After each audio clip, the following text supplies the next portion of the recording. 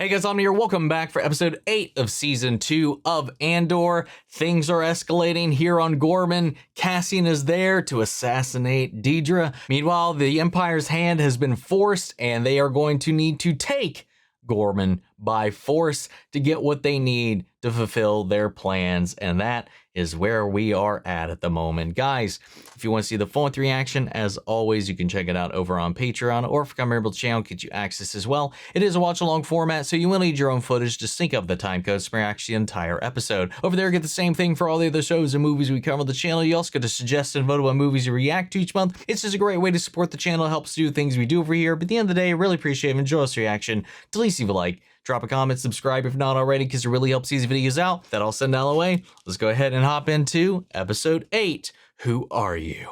Here we go. Come on, soldier, look lively! What is all this? Did you know about this? No, about what? They're pulling it all in. They're opening the plaza. You hear that? I'm looking at it. They're not opening anything. They're putting a shell around the building. What do you mean? They're building a fortress. Wow, that sucks. But go Wellman. Mining equipment already on site. Is that a story Director Krennic wants to be We're telling? done. The only story that matters is Ghorman aggression. Our struggles with Ghorman are well documented at this point.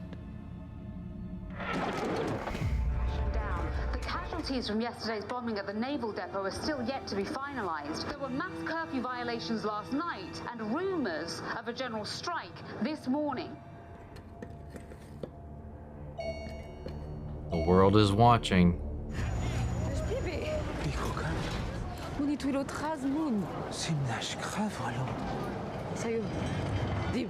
Tim Muklo Frejek, Kumbi Orbo. Sua Mikren B et Bordeaux. Simur Fiknas Res Darbor. Yeah, he's put it together. Nashbi Soreft, Vlanashbi Gastam.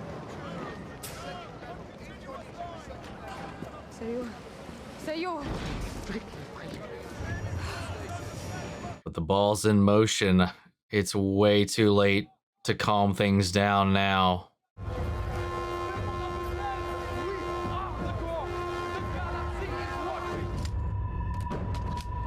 Wait, shit, isn't that what I just said? I think I said the world was watching. Close enough. You dare walk our streets. You dare walk among us. People know what you're doing. There's mining equipment being dropped. It's a rumor. Are you mad? What kind of a being are you? What's in our ground?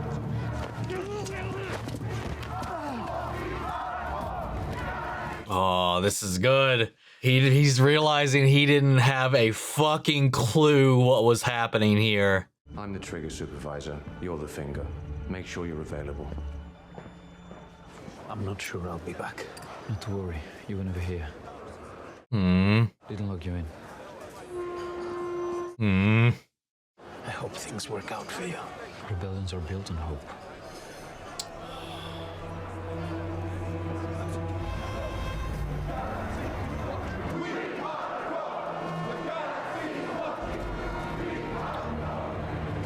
Oh, ooh. So close. Don't make me look for you again. Get the South Steps unit on the line. Sir.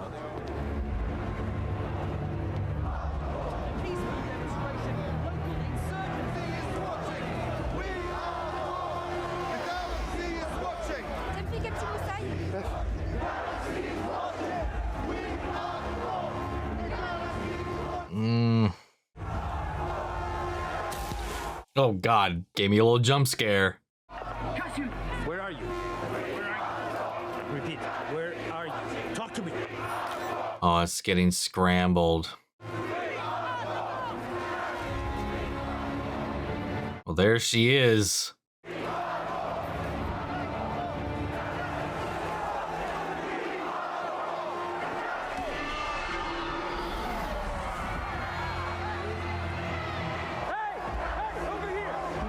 Even though Imperial officials tried to desperately negotiate a peaceful demonstration, local insurgents spread rumors and have organized this highly volatile insurrection you see behind me now. Sir, we need to go. Oh, God. I need to get upstairs. Just be a minute, sir. Just making sure we're all safe. God. Just be a minute until things calm down. Oh, wait. Oh! I was just thinking, when are we going to see K2SO? Oh, God. Close all the exits. Southgate, Unit 1, come in. Yep. Here we go. One massive kill box. Patrol, sir. Within the crowd. You will march them out there immediately and secure the area, or you can all finish your days in an Imperial brig. Stand to!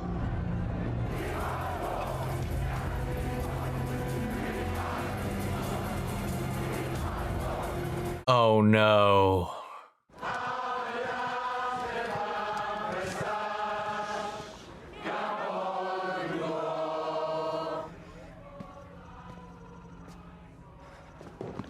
Wait!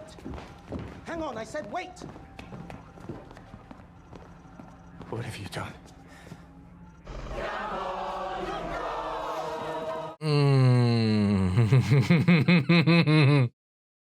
How long have you known about all this?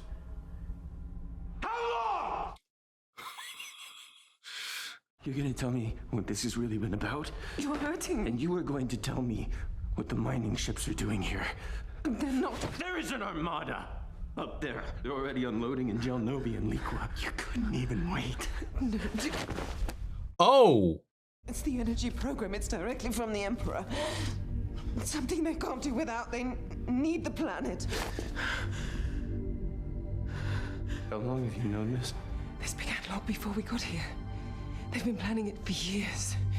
They're doing this no matter what. We wanted to be together. You didn't seem to mind the promotions. Good luck, Dedra. Well, there we go. God damn, dude. See those pants she's got on? That's full of shit right now. Where he scared the fuck out of her for a hot minute. Move out! Sir.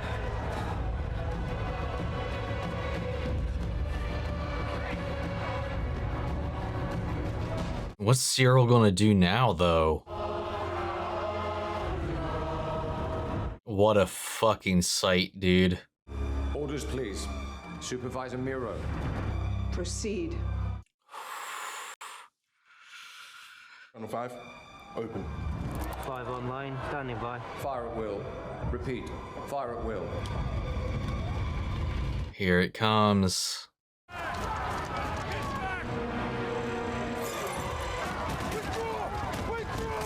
That's why there's a bunch of kids in these uniforms.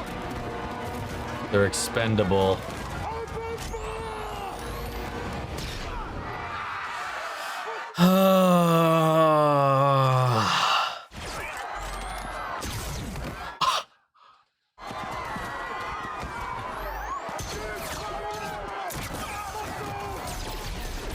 Yep, see, there's no way out.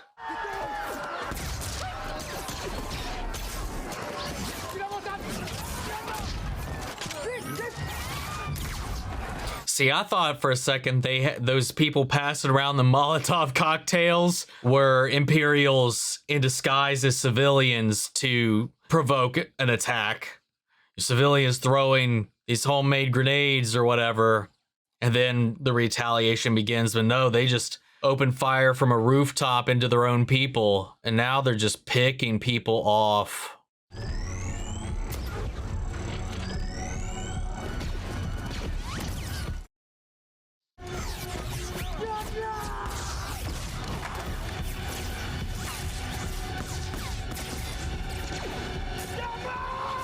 Oh, here come the Molotovs.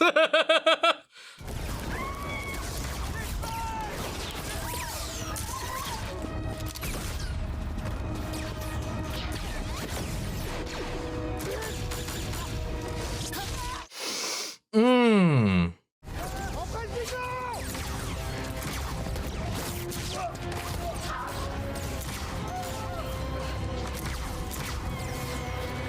He's out there. Supervisor, it's not safe. Oh, Cassian, you're gonna take your shot?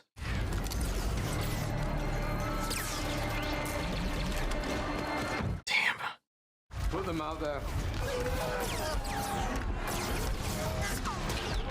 Oh.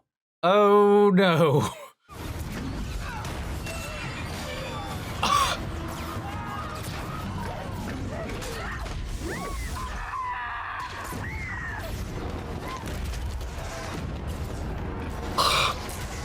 Oh my god.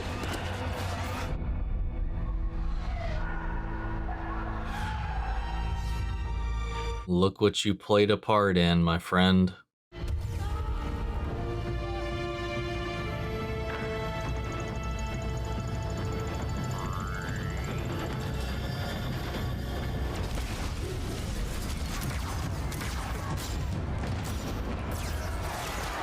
Oh.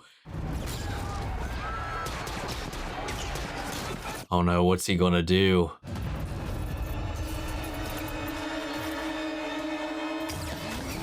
Oh, god damn it, Syril! Oh, jeez!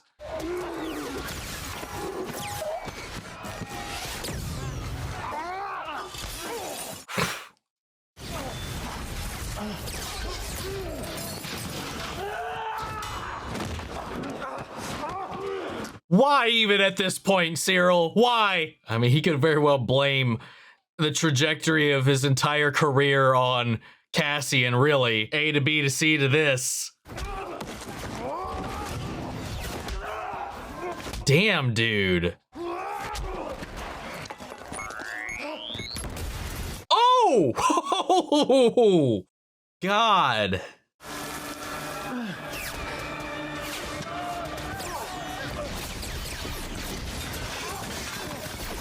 Holy shit, dude.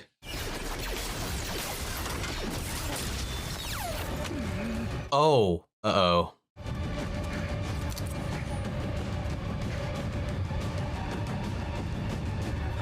Who are you? He doesn't even know. Oh! Wow.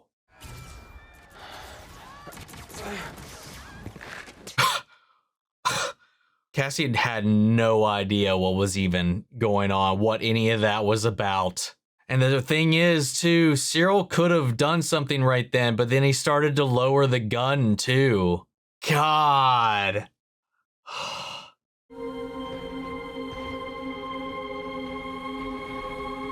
At the end of the day, Syril helped cause all of this, and no one's gonna remember his name. Oh my god.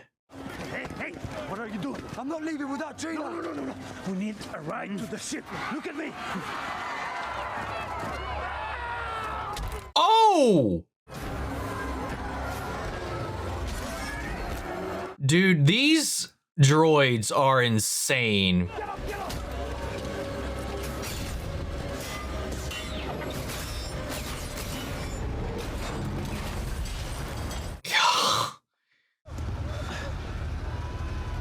Good job, bud. Is this going to be the one we capture and repurpose? Is it dead? Hey, I know you. Sam, I remember you. Thank you. I have to get to the HQ. That's where I'm going. No, we're leaving. I told you I can't. You go. I'll be alright, you'll see. Please. Tell people what happened here, Cass. Be the messenger.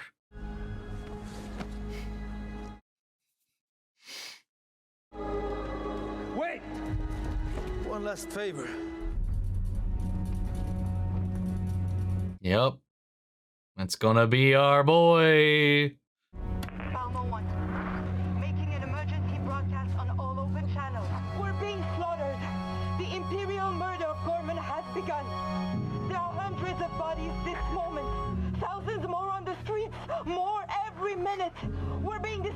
it.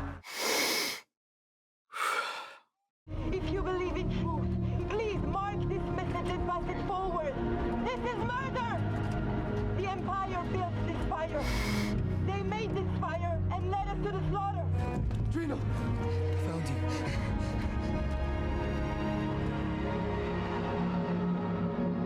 God, the fucking TIE fighters swarming around like vultures over the corpses.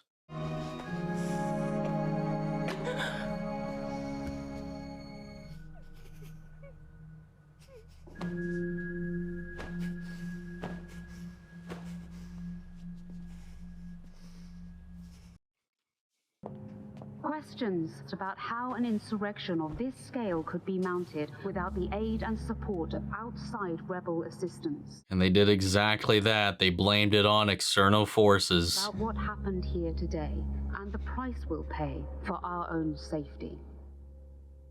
Wow, dude. God, that was so fucked. God, that was just, well, there you have it, gang. That's the thing we've been building up to this entire time. The Ghorman Massacre, as it currently exists. In Legends canon, before all of this, the Ghorman Massacre was the Tarkin event that they described in this. But they still kept that. They made that canon. However, it is not the Ghorman Massacre in the current timeline. This is. That was emotional. That was hard to watch. Like watching everybody struggle and slowly realize they had been played. Obviously, you have the youth and whatnot, the people who are young, who are born and raised in this, and who are like wanting action, that don't want to sit still. And then like the one girl's father is like, no, we gotta protest peacefully, because he started to see it over the year, like what this has been doing. He's been hearing the rumors, he's been seeing what's going on, and he realizes, no, this is what they want. They want us to push back. They want us to retaliate. They are pushing our buttons to the point that they can justify willingly and willfully pushing back against us, riling us up into a fire that they can justify extinguishing and not call it murder. And then like the realization as all of this starts to fall into place for Syril was fascinating to watch unravel, because he's always been one, much like with Dedra, like ambitious. He wants to be important. He wants to feel important. He's this person that's always been raised under the idea that the Empire brings order and stability to the galaxy. And he wants to uphold that. He wants to be part of that. And, he strives to be great. He wants to be remembered. He wants to excel. He wants to be acknowledged, going back to his mother, who likely, as we have seen many a time, has never really done that. Like, you could see all the things that just kind of build this foundation of why he set out to do what he did. And also just kind of seeing the way that the world, at least especially the world controlled by the Empire, would talk about these things. Anybody coming in and threatening that stability would, justifiably sound like the enemy, right? So, he's in here and he thinks he's doing this great thing. He's got this opportunity to pursue his ambitions, to escalate himself. His mission is paying off.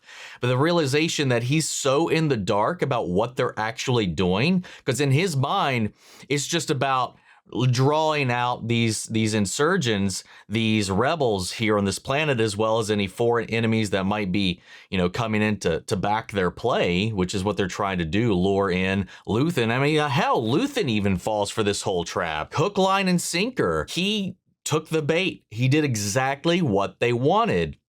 He came in, he did agitate things. He brought in his specialists. He helped get them equipped. It was all part of the Imperial plan. But Syril didn't know the extent of it. He didn't know why they were here. He thought they were just trying to help the Empire have a stronger presence here. And again, in his mind, that's bringing more order and justice to the world, right?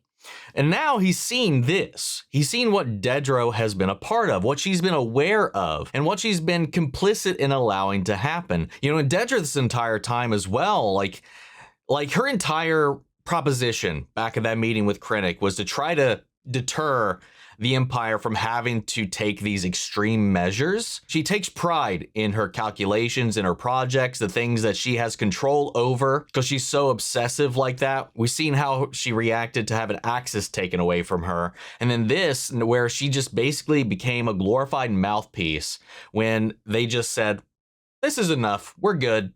You know, we have to come in, we have to take it. You've done good enough job. We're taking over, taking it away from her, taking control away to where she's just a mouthpiece saying, go ahead.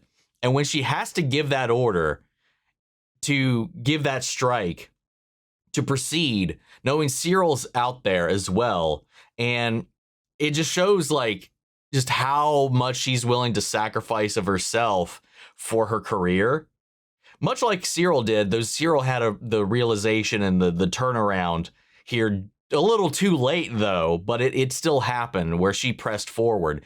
She feels the weight of everything that she just enacted, all of this death, as well as, you know, issuing the trigger upon Syril's own death, because as much as I thought that was a charade, her little like relationship with him, it seemed to be, at least in her own way, genuine. And when we see her breaking down after the fact with the weight of what she just did, like, it's just wild that these two only just now realized the part they played in this massacre. Because I think she genuinely thought she could probably steer this all in a direction that would play out a lot smoother without any kind of need for going this far. And maybe I'm giving her too much credit, but every time she has one of those private calls with Partagast, you know, she gets riled up because every new piece of information, every piece of new instruction is showing just how little and further away they are getting from her plan and what they've been trying to accomplish here. He has to keep telling her to calm down, to check herself, to swallow her emotions. She did what she was there to do, enough, and they came in, they pushed it over the finish line. Syril, in the wake of all this, seeing all this death and this destruction everywhere, you know, he just has this awakening. But then the man that started this all for him, the man that sent him down this path, this man that uprooted his entire life, is right there. And I don't think he was going after Cassian for any kind of renown. I think in this moment, I think he put the blame for just putting this all in motion for his life. I think that was just anger, rage for just the dominoes that began falling over that day that led him to this position. And the fact that after all of this, you know, he had him down. He got the best of him in the chaos of this situation. And at the end of the day, Syril, who has never stopped thinking of this guy, Cassian couldn't even remember who he was. Had no clue who he was. I'm sorry, I don't remember any of it. You don't remember? For you, the day bison graced your village was the most important day of your life. But for me, it was Tuesday. That was his final moments, just feeling absolutely, utterly defeated and pointless. Oh my God. After all of that, in the end, he was just a footnote. He was just a cog. He was just a pawn, a part of the Imperial machine to take control of this planet away from its people. An enemy they created themselves. And that's the narrative that's going out there, is that this was all justified, unprovoked. Like when he was going into the Imperial base and you could hear the newscast already spouting off the Imperial message, like the people outside reporting, you know, it was like, after multiple attempts to give them, you know, the leniency to protest freely and peacefully, now they're attacking these people due to these outside forces. Things are escalating, you know. That's the narrative they wanted to spin, because that gives them the ability and the authority to defend themselves. And then when they realized that they weren't able to push them to the point of violence, they staged that themselves. They had that ready to go. And then stormtroopers locked in every avenue. What I love about this series, and what I love about like even the games, and like hell, I have a group playing the Star Wars tabletop RPG. The realization that stormtroopers, when you're not dealing with these larger than life characters, are a immense threat. Showing them just mow through these people. And then when they unleash the K2 droids and those things, and they are terrifying in like the Fallen Order games, man. Anybody that's played those games knows what those things are capable of. And they just come out, and again, these, well, I mean, some of them were armed. Obviously, some of them were the rebels, but they did nothing. Just fucking free-handing these people left and right. Again, it's a massacre. And just the way that this whole thing was shot, especially the pace of this episode, there was never a moment where there wasn't this feeling of overwhelming dread just being right around the corner. And then it's just drawing it out, stringing you along, wondering when it's going to come. When is it going to come? There was a lot of just ramping that was going on throughout this episode, the way all the characters are getting into place, the people are funneling into the square. It's just like this pot that is about to bubble over as we get to see all the little pieces from the inside, because we get to sit in on the Imperial meetings and talks as well. So we're getting these little glimpses of what is being set up as well, while everybody else has no idea what they're walking into. The direction of this entire sequence, the way they shot every one of these moments of people just kind of taking this in, falling into place, and then once it does break loose, the way that the action was so guttural, so visceral, so down and grounded into the muck and the tragedy of this assault, and just the experience, the noise, the explosion, the sound design, and then just the camera moves, especially watching Syril's world crumble around him, and just everything else, man. It really did a fantastic job selling the gravity and the weight and the tragedy of this moment. And the fact that this entity, this empire, this lording governance over everything in this sector is just to boost themselves, to gain more power and control over the galaxy and get this resource that will eventually result in the Death Star itself. And the fact that, again, I love this element that at every step, Cassian has had some kind of involvement with the Death Star all the way. And I think that just beautifully shines back onto the previous episode with the whole thing with the Force user gleaning his destiny. Like, he's so interwoven with everything that's going on.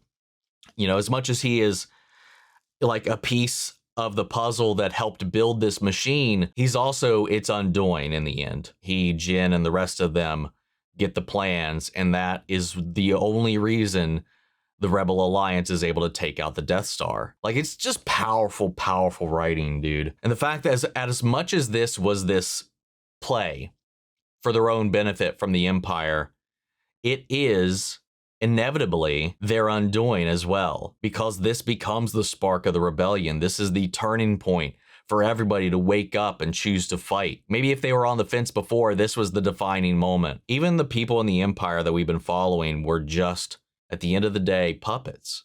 You know, it's just the tragedy of the machine. As much as loyalty as you give it, at the end of the day, it cares nothing for you. It only cares about feeding and sustaining itself. We're seeing this shit happen today in multiple fronts, in multiple ways. And the beauty about this is, this show was shot and written long before a lot of this stuff started happening, depending on which part of it you're talking about, because there's stuff that's relevant here in our country that's going on that this just paints a beautiful picture of, or a haunting picture of, rather. And like George Lucas said in his little back and forth with James Cameron, you know, like, for a country that was founded in rebellion, we eventually have kind of turned into an empire of our own.